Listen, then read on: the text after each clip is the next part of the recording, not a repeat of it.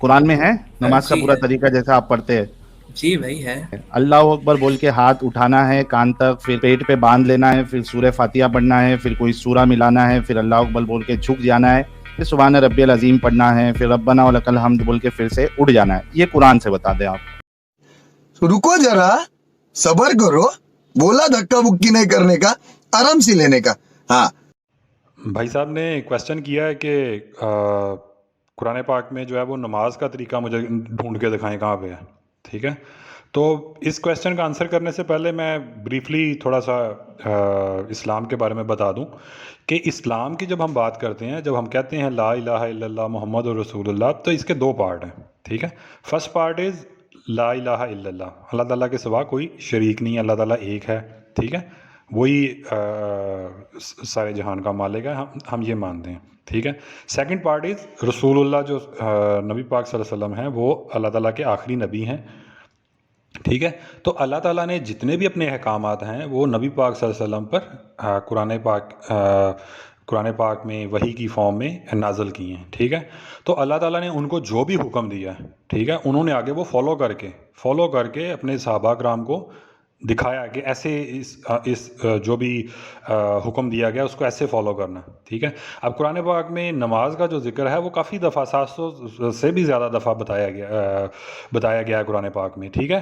بھائی صاحب نے کہا کہ مجھے دکھائیں کہاں پہ رکوع لکھا ہے، کہاں پہ سجدہ لکھا ہے، ٹھیک ہے؟ تو آپ کو وہ بھی دکھا دیتے ہیں۔ قرآن پاک میں بار بار کہا گیا ہے رکوع کرنے والوں کے ساتھ رکوع کرو، سجدہ کرنے والوں کے ساتھ سجدہ کرو، ٹھیک ہے؟ اب قرآن پاک میں جو نماز کا پروسیس ہے، نماز کا اللہ تعالیٰ نے ذکر کیا ہے، تو وہ نبی پاک صلی اللہ علیہ وسلم نے اس سارے پروسیس کو کر کے دکھایا ہے، نبی پاک صلی اللہ علیہ وسلم نے وہ پڑھ کے دکھایا ہے کہ کیسے نماز سٹارٹ کرنی ہے، کیسے ہم سجدہ کرنا ہے، کیسے رکوع کرنا ہے، کیسے نماز کو اینڈ کرنا ہے، ٹھیک ہے؟ وہ سارا پروسیس نبی پاک صلی اللہ علیہ وسلم نے بتایا، ٹھیک ہے؟ اب اسی طرح باقی ارکان ہیں، مثال کے طور پہ حج ہے، حج کا قرآن پاک میں ذکر ہے، ٹھیک ہے؟ حج کا ذکر ہے، ٹھیک ہے؟ اب حج کا پروسیس اس طرح سے ڈیٹیل میں نہیں بتایا گیا، ٹھیک ہے؟ ڈیٹیل میں کیونکہ نبی پاک صلی اللہ علیہ وسلم نے اس کو کر کے دکھایا ہے، صحابہ کرام نے وہ سارا طریقہ سیکھا ہے نبی پاک صلی اللہ علیہ وسلم سے، ٹھیک ہے؟ کہ کیسے نبی پاک صلی اللہ علیہ وسلم نے سارا پروسیس کیا ہے، کس طرح سے حج کے سارے جو رکن تھے، حج کے جو سارے سٹیپس تھے ان کو کمپلیٹ کیا، ٹھیک ہے؟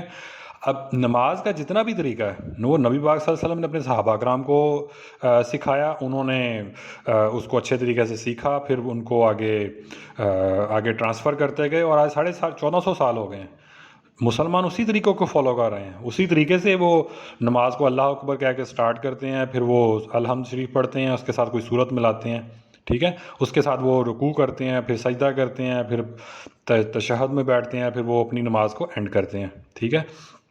اسی طرح باقی ارکان ہیں، روزہ ہے، زکوٰۃ ہے، باقی اور بھی جتنے احکام ہیں وہ نبی پاک صلی اللہ علیہ وسلم نے، اللہ تعالیٰ نے قرآن پاک میں ان کا ذکر کیا ہے بریفلی، ٹھیک ہے؟ ان کو ڈیٹیل میں آگے جو ہے وہ نبی پاک صلی اللہ علیہ وسلم نے اپنے صحابہ کرام کو ایکسپلین کیا ہے اور ان کو فالو کر کے دکھایا ہے، ان کو اس پہ عمل کر کے دکھایا ہے کہ ایسے اس کو فالو کرنا ہے، ٹھیک ہے؟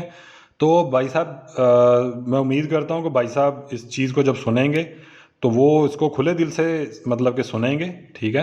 اگر ان کو لگتا ہے کہ ان کو یہ آنسر مل گیا ہے تو وہ آگے بھی لوگوں کو بتائیں گے کہ ہاں میں جو اس ایک چیز کے بارے میں ایک کویسچن میرے ذہن میں کھٹک رہا تھا اور اس کا مجھے اگر اب آنسر مل گیا تو میں اس پہ اب میں مزید لوگوں کو اور بہکاؤں گا نہیں، بلکہ اس کو میں فالو کروں گا اور اس پہ لوگوں کو بھی بتاؤں گا کہ ہاں مجھے اس چیز کا آنسر مل گیا، تو دیٹس اٹ۔